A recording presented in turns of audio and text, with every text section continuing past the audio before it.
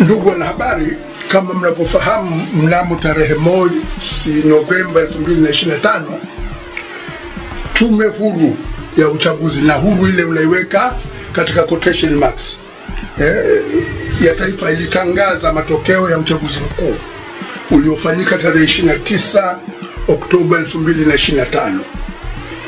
Tume hiyo imemtangaza Dr. Samia Suluhu Hassan kuwa mshindi wa kiti cha urais kwa asilimia 97.66 ya kura halali 132,678,844 zilizopigwa.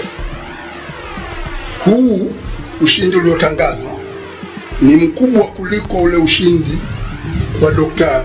John Pombe Magufuli mwaka 2020 ambaye alitangaziwa kwamba amepata asilimia 85. Haidhuru watu walioshiriki katika uchaguzi kidogo, ilikuwa kama nadhani asilimia 50 hivi. Na vile vile ushindi uliotangazwa wa Dr. Samia Suluhu Hassan unapikwa hata ushindi wa Mwalimu Nyerere, lakini Mama Samia katika wapiga kura milioni 32 amepata asilimia 97.66. Ni jambo la kushangaza kuona ushindi wa kiwango hiki ukitangazwa, lakini serikali ilifunga internet kwa siku 4 mfululizo. Shughuli za habari na mawasiliano zilikuwa zimesimama, na hata mufti wa Tanzania alitoa tamko kuwataka Waislamu wasiende misikitini siku ya Ijumaa, waswalie nyumbani kwa hofu ya usalama. Swali la msingi, kama wananchi wanaipenda CCM na Mama Samia kwa kiwango hichi, ni kwa nini serikali inahofia maandamano na vurugu toka kwa wahuni wachache? CCM inapendwa kweli. Asilimia 97 wamepiga kura. Asilimia 87 ya watu walioandikishwa kwenye daftari la kupiga kura wamejitokeza kumpigia kura. Halafu pana hofu. Hata kuapishwa wameapisha kinyemela bila kuweza kuwakaribisha wapiga kura wanaompenda sana. Kafu inasisitiza kuwa matokeo yaliyotangazwa hayawakilishi uhalisia wa kura zilizopigwa. Ni matokeo ya kupikwa, yamevunja misingi ya haki, uwazi na uhalali wa kidemokrasia.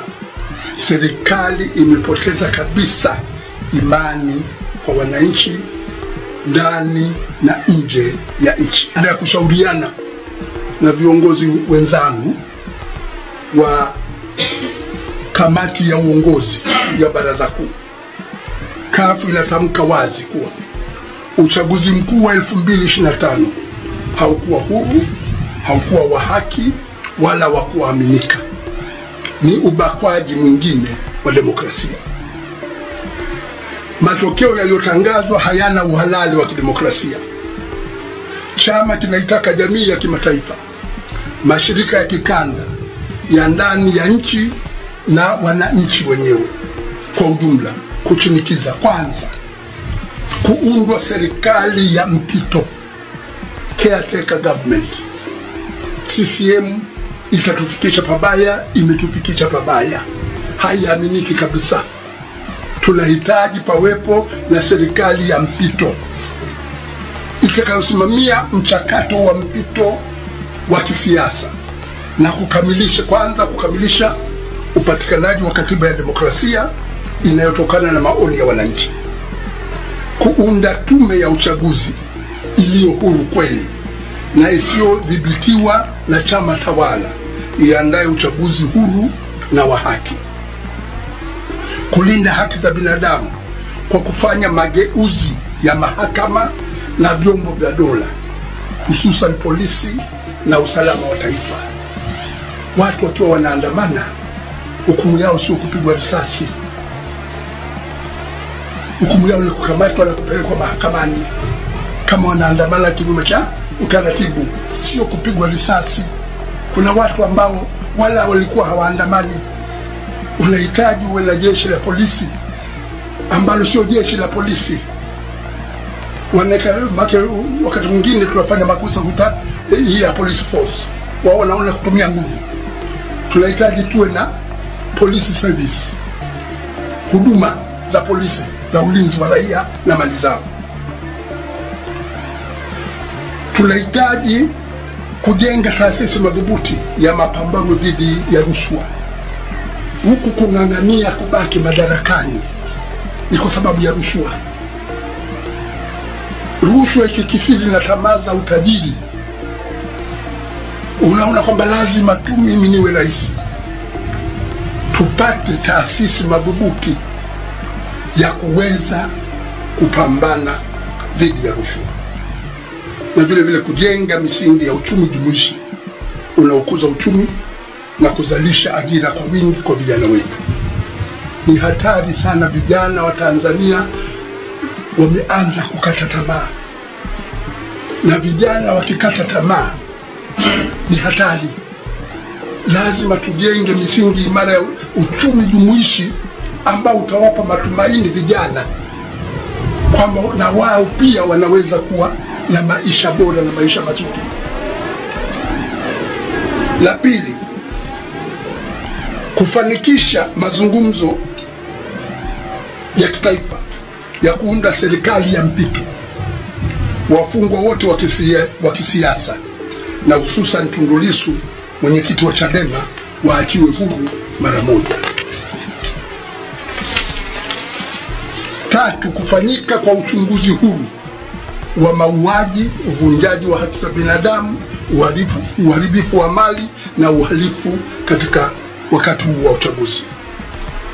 4, tunawapa pole ndugu na jamaa wote waliopoteza ndugu na wapendwa wao katika mauaji yaliyofanyika katika kipindi cha uchaguzi.